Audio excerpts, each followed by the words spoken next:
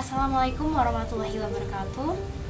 Perkenalkan, nama saya Fitri Wahyuni, absen 14. Saya dari kelas 11 IPA 7. Di video kali ini, saya akan membahas mengenai proses perjuangan Muhammad Yamin.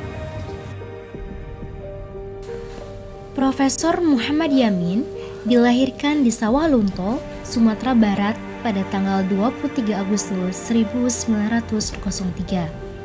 Ia menikah dengan Raden Ajeng Sundari Mertoatmajo. Salah seorang anaknya yang dikenal yaitu Rahadijan Yamin.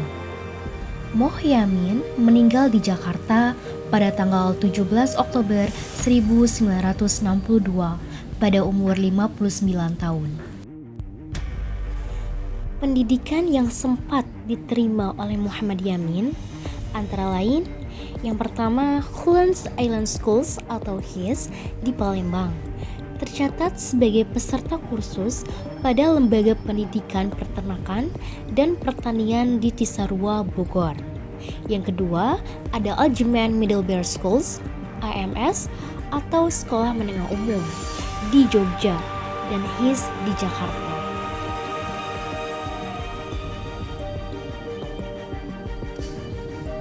Muhammad Yamin menempuh pendidikan di AMS setelah menyelesaikan sekolahnya di Bogor, yang dijalaninya selama 5 tahun.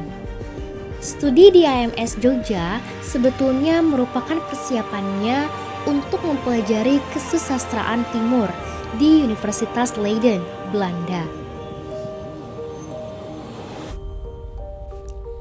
Muhammad Yamin memiliki banyak talenta. Di antaranya, yang pertama, pemikir sejarah, sastrawan, ahli bahasa, politisi, dan ahli hukum. Di samping tokoh pergerakan nasional.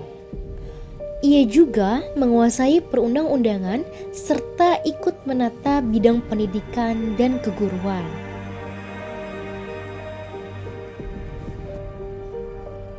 Sebelum tamat dari pendidikan tinggi, Muhammad Yamin telah aktif berkecimpung dalam perjuangan kemerdekaan. Berbagai organisasi yang berdiri dalam rangka mencapai Indonesia merdeka yang pernah dipimpinnya antara lain adalah Young Sumatra Nenbon atau Organisasi Pemuda Sumatera pada tahun 1926 sampai 1928.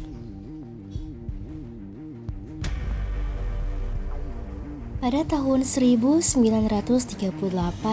hingga 1942, ia tercatat sebagai anggota Pertindo yang merangkap sebagai anggota Volksraad atau Dewan Perwakilan Rakyat.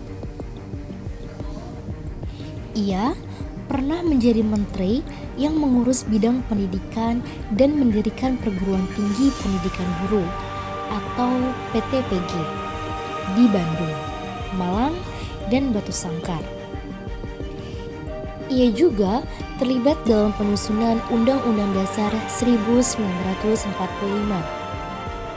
dan pernah menulis buku proklamasi dan Konstitusi Republik Indonesia pada tahun 1951. Muhammad Yamin memiliki kemampuan besar ketika dia meyakinkan pimpinan sidang dan peserta Kongres Pemuda di Jakarta tentang rumusan yang kini dikenal sebagai Sumpah Pemuda.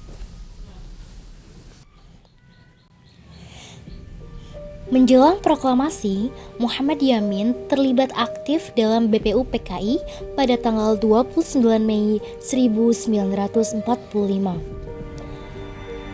Moh Yamin juga terlibat dalam Panitia 9 di BPU PKI. Bahkan, ia yang memberi nama hasil rumusan dasar negara dengan sebutan Jakarta Center atau Piagam Jakarta.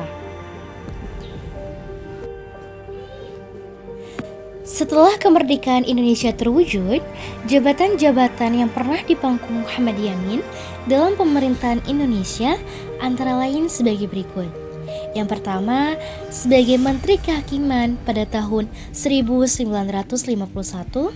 Yang kedua, sebagai Menteri Pengajaran, Pendidikan dan Kebudayaan pada tahun 1953 sampai 1955. Yang ketiga, sebagai Ketua Dewan Perancang Nasional pada tahun 1962. Dan yang terakhir, sebagai Ketua Dewan Pengawas IKBN antara tahun 1961 sampai 1962.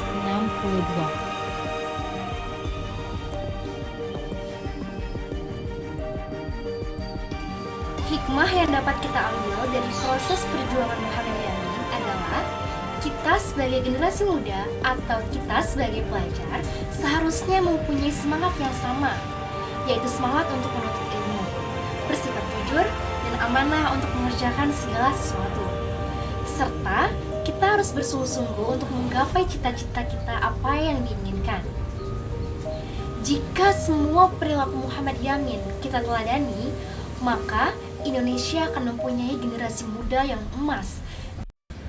Sekian video yang dapat saya sampaikan. Terima kasih atas perhatiannya. Wassalamualaikum warahmatullahi